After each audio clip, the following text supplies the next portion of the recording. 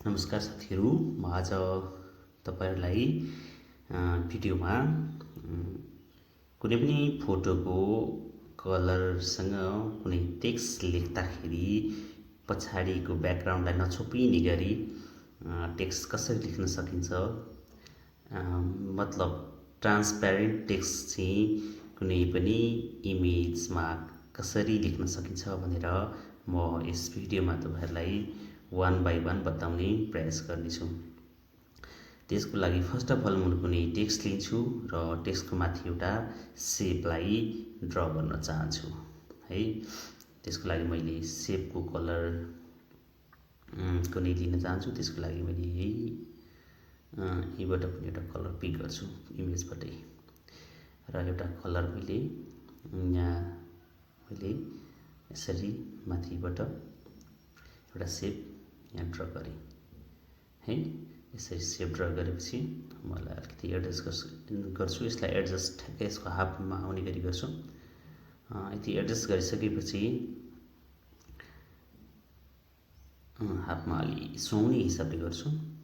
Okay, यति गरिसकेपछि अब मैले यसमा यो सेपमाथि कुनै टेक्स्ट लेख्छु र जुन टेक्स्ट लेखिएको टेक्स्ट चाहिँ तपाईको ब्याकग्राउन्डको इमेजलाई देखिने खालको ट्रान्सप्यारेन्ट हुनुपर्छ। योभन्दा माथि मैले टेक्स्ट टुल लिएँ। अब मैले एउटा टेक्स्ट यहाँ लेख्छु।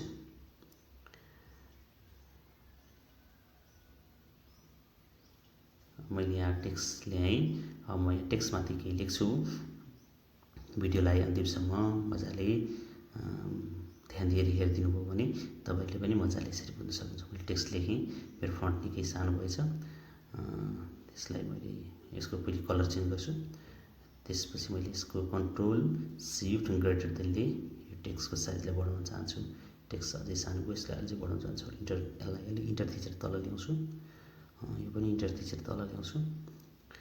यसलाई मैले अब अझै बढाउँछु। कन्ट्रोल शिफ्ट अनि ग्रेटर देनले हाम्रो टेक्स्टको साइज बढ्छ। माथि गएर तपाईले टेक्स्टको पिटीलाई बढाउन सकिन्छ, आफै पनि बढाउन सकिन्छ। त्यहाँ पिटी लेखेको ठाउँमा टेक्स्टको पिटी लेखेको ठाउँमा गएर यसलाई बढाउन सकिन्छ। मैले यो फोटोमा टेक्स्टको साइजलाई यतिको बनाएँ। अब यति गरिसकेपछि मैले यसलाई अझै एडजस्ट गर्छु। ओके गरेँ है। ओके गरेर मैले यसलाई अलिकति मुभ टुलले अलिकति थोरै यता ल्याउन चाहन्छु, यति साइजमा।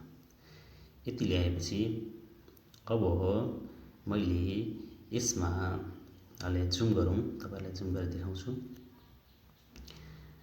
यसको यो ब्याकग्राउन्डसँग म यो सब्सक्राइब माई च्यानल लेखेको भागलाई ट्रान्सप्यारेन्ट बनाउँछु। त्यसको लागि मैले टेक्स्ट टुलमा गएँ। यो टेक्स्ट टुलको माथिको सबैभन्दा टपको लेयरमा सब्सक्राइब लेयरमा गएर मैले यसलाई यसमा एकचोटि यसको ब्लेन्डिङ अप्सनमा अब जान्छु है त। यहाँ राइट क्लिक गरेर पनि हुन्छ, अथवा इमेज यो लेयरमा गएर लेयर स्टाइलमा यसको ब्लेन्डिङ अप्सनमा जाँदा पनि हुन्छ। यहाँ गएँ। यहाँ गएपछि मैले यसको यो स्याडो नकआउटलाई स्याडो बनाइदिन्छु है। अनि यसको मैले यो फिल ओपेसिटीलाई पुरै डाउन गराइदिन्छु है। यसलाई पुरै डाउन गराइदिन्छु। यति डाउन भइसकेपछि यसको ब्लेन्ड मोडलाई पनि म चेन्ज गरेर अन्यमा राख्न सक्छु। मलाई जुन कम्फर्ट लाग्छ, जुन सजिलो लाग्छ त्यो मोडमा चेन्ज गरेर यसरी राख्न सक्छु।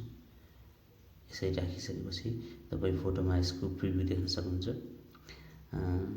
यो पछाडिको ब्याकग्राउन्डसँग सबै ट्रान्सप्यारेन्ट भएको छ। बिचमा सेप भए पनि अब मैले यो टेक्स्टलाई जता लगे पनि यो ट्रान्सप्यारेन्ट हुन्छ। अहिले तपाईँलाई म देखाउँछु है। यसको आरजिबीहरू पनि यसलाई अन अफ गरेर पनि हेर्न सकिन्छ मजाले। फिल ओपेसिटी पुरै घटाइदिने है। ब्लेन्ड मोडमा गएर फिल ओपेसिटीलाई पुरै घटाइदिने। मैले यो आरजिबीले रहन दिएँ, मैले यसलाई हटाइनँ। अब मैले यसमा गएर अब यसको अन्डरलाइन लेयरसँग यसलाई कति गर्ने भनेर पनि त्यसै गर्न सकिन्छ। हामीले गर्नुपर्ने चाहिँ यति नै हो है। यति गरेर मैले अब यसमा अरू एक्स्ट्रा कुराहरू हाल्न पनि सक्छु। यहाँबाट विभिन्न अप्सनहरू दिएको छ। ड्रप स्याडो दिएको छ हैन, ड्रप स्याडो पनि छ। ड्रप स्याडोहरूलाई यहाँ बढाउनु घटाउनु यहाँबाट सकिन्छ। यहाँबाट यसको ओपेसिटी देख्छ, ड्रप स्याडोको ओपेसिटी है। यसको डिस्टेन्स, यो डिस्टेन्स तपाईँले घटाउँदा बढाउँदा यहाँ यसको प्रिभ्यू साइडमा मजाले लेख्न सक्नुहुन्छ। यसको एङ्गलहरू पनि चेन्ज गर्न सकिन्छ, कति एङ्गलमा राख्ने त्यो एङ्गलहरू पनि चेन्ज गर्न सकिन्छ। साथसाथै साइज छ यसको, यहाँ साइजहरू पनि यसरी यहाँबाट चेन्ज गर्न सकिन्छ।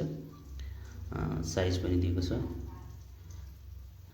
साथै यति गरिसकेपछि मैले यसको कन्ट्रोलहरू पनि अलिकति कस्तो राख्ने कन्ट्रोलमा पनि गएर यसको चेन्ज गरेर हेर्न मजाले सकिन्छ। कस्तो खालको इफेक्ट चाहिन्छ तपाईँलाई यसरी इफेक्ट राख्न सकिन्छ। यस्तो इफेक्ट राख्दा तपाईँले कुनै पनि टेक्स्टमा कलर फिल गर्नु पर्दैन।